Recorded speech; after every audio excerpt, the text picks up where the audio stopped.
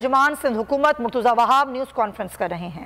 Article 97 है जो कहता है कि फेडरल लेजिस्लेटिव लिस्ट के ऐन मुताबिक कानून साजी की जा सकती है। पार्लियामान उस फेडरल लेजिस्लेटिव लिस्ट के मुताबिक कानून साजी कर सकता है और जिस चीज़ का जिक्र उस फेडरल लेजिस्लेटिव लिस्ट में नहीं है वो डिवॉल्व सब्जेक्ट है, यानी कि सूबाई असेंबलियाँ उसके ऊपर काम कर सकती हैं। ये इस खूबसूरत दस्तावेज़ात में जिक्र कर दिया और इसी डॉक्यूमेंट में फेडरल लेजिस्लेटिव लिस्ट के अंदर एंट्री नंबर 55 है जो सुप्रीम कोर्ट की इनलार्जमेंट के हवाले से बात करती है। अब ये क्योंकि बड़ी गुफ्तगू चल रही है इस बारे में कि जी सुप्रीम कोर्ट के मामलात में इंटरफेयर किया जा रहा है, मैं बड़े एहतराम के साथ ये कहना चाहूँगा कि सुप्रीम कोर्ट में टोटल जजेस कितने होंगे इसका फैसला कौन करता है? हुकूमत करती है। क्यों करती है? क्योंकि आईन पाकिस्तान में हुकूमत को यह इख्तियार दिया गया है कि कितने जज साहिबान होंगे। वजीर आजम इलेक्ट होगा, कौन करेगा? पार्लियामान करेगा। किसने कहा है? ये इस किताब में लिखा हुआ है, तरीक़ेकार दर्ज है। तो इसी तरीके से जो पिछले 2-3 रोज से कानून साजी इस अहम मसले पर हो रही है, मैं उसको खुशाइन एक शहरी के तौर पर उसको खुशाइन करार देना चाहूँगा, एक सियासी कारकुन के तौर पर उसको खुशाइन करार देना चाहूँगा। और डिटेल में आता हूँ मैं क्यों खुशाइन करार देता हूँ। और मैं कहता हूँ ये देर में आई है, काश के ये कानून साजी पहले आ जानी चाहिए थी, काश के पार्लियामान को इस हवाले से पहले सोच लेना चाहिए था। अगर पहले सोचा हुआ होता तो नस्ला टावर के लोगों के साथ जो ज्यादती हुई ना, वो ज्यादती शायद नहीं होती, उनको अपील का मौका मिल जाता।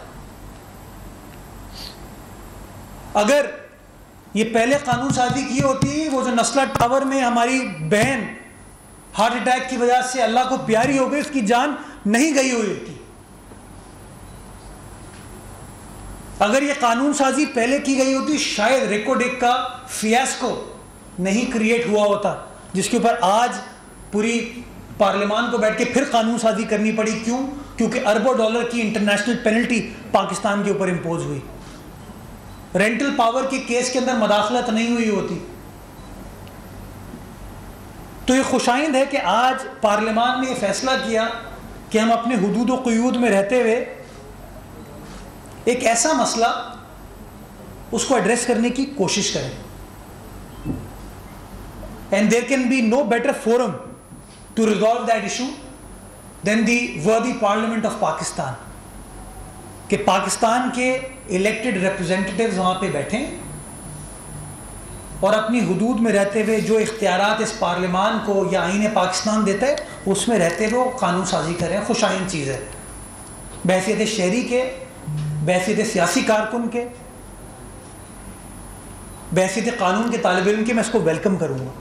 और क्यों वेलकम करूँगा? कि कानून का एक प्रोसेस होता है ना, एपोलेट प्रोसेस होता है।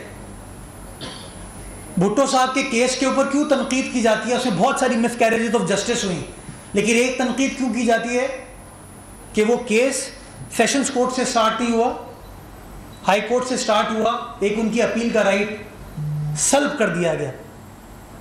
दुनिया का हर कानून का तालिब इल्म कहता है वो ज्यादती हुई भुट्टो साहब के साथ। उसी तरीके से आप सोचें कि आर्टिकल 184(3) के तहत सू मोटो लेते थे चीफ जस्टिस साहब, आपके खिलाफ कोई फैसला दे दिया, आपके खिलाफ कोई फैसला दे दिया, खत्म।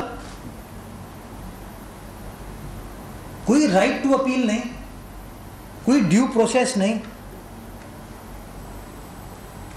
तो बड़ा वेलकम मैं समझता हूँ, नेक शगुन है पार्लियामान पर। इस तरह की तमाम चीज़ें जो कि चीज़ों को डिस्क्रेशन को ख़त्म करती हैं, चीज़ों को स्ट्रीमलाइन करती हैं, लोगों के हुकूक को प्रोटेक्ट करती है, ड्यू प्रोसेस को प्रोटेक्ट करती है, मैं समझता हूँ उनको वेलकम करना चाहिए।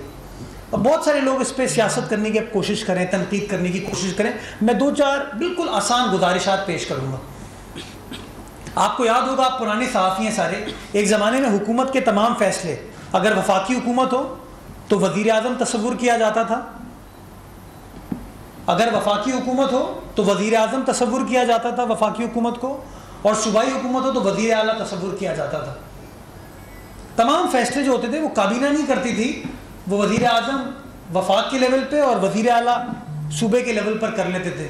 फिर 2016 में सुप्रीम कोर्ट ने एक फ़ैसला किया, मुस्तफ़ा इम्पैक्स फ़ैसला आया, और मुस्तफ़ा इम्पैक्स फ़ैसले में सुप्रीम कोर्ट ने साकिब निसार साहब ने ये फ़ैसला फरमाया, सादिर फरमाया कि वफाकी हुकूमत का मतलब वज़ीर आज़म नहीं है, या सूबाई हुकूमत का मतलब सूबाई हुकूमत नहीं है, इसका मतलब है वफाकी काबीना या सूबाई काबीना। नतीजा ये हुआ कि 2016 के बाद वो फैसले जो कि वज़ीर आज़म कर लेते थे अब वो काबीना में आते हैं, जो वज़रा आला कर लेते थे वो काबीना में आते हैं। और सुप्रीम कोर्ट ने ये फ़ैसला करते वक्त, साकिब निसार साहब ने ये फ़ैसला करते वक्त सहारा लिया आइन के आर्टिकल 90 का और 91 का, और उन्होंने कहा, और मैं पढ़ता हूँ, उन्होंने कहा कि आर्टिकल 90 है जो कि बताता है फेडरल गवर्नमेंट के बारे में, फेडरल गवर्नमेंट क्या है। कहते हैं subject to the constitution the executive authority of the federation shall be exercised in the name of the president by the federal government consisting of the prime minister and federal ministers. यानी कि उन्होंने article 90 का सहारा लिया और कहा कि यार ये आइन का आर्टिकल 90 कहता है कि फेडरल गवर्नमेंट जो है ना वो वज़ीर आज़म अकेला नहीं है, वो वज़ीर आज़म और वफाकी वज़रा कैबिनेट है, तो सारे फैसले जो हैं वो कैबिनेट करेगी। इसी तरीके से सूबाई हुकूमत के लिए आर्टिकल 130 है, 131 है कि वो वज़ीर आला नहीं है, उनकी काबीना है। उसी तरीके से जो कानून साजी की गई है वो कानून साजी कहती है कि सू मोटो का इख्तियार वो चीफ जस्टिस ऑफ पाकिस्तान खुद नहीं एक्सरसाइज करेंगे, वो इख्तियार 3 सीनियर मोस्ट जजेस जो सुप्रीम कोर्ट के होंगे वो एक्सरसाइज करेंगे। जो तनकीद करने वाले कहते हैं आप मदाखलत कर रहे हैं सुप्रीम कोर्ट के मामलात में, मैं बहुत एहतराम के साथ ये गुजारिश करना चाहूँगा, आइन का आर्टिकल 176 पढ़ें, article 176 of the constitution of Pakistan, जिसकी हेडिंग है constitution of supreme court. Constitution of supreme court, जैसे वहां 90 में फेडरल गवर्नमेंट थी, 176 में सुप्रीम कोर्ट है। The supreme court of Pakistan shall consist of a chief justice to be known as the chief justice of Pakistan and so many other जजेस as may be determined by the act of parliament.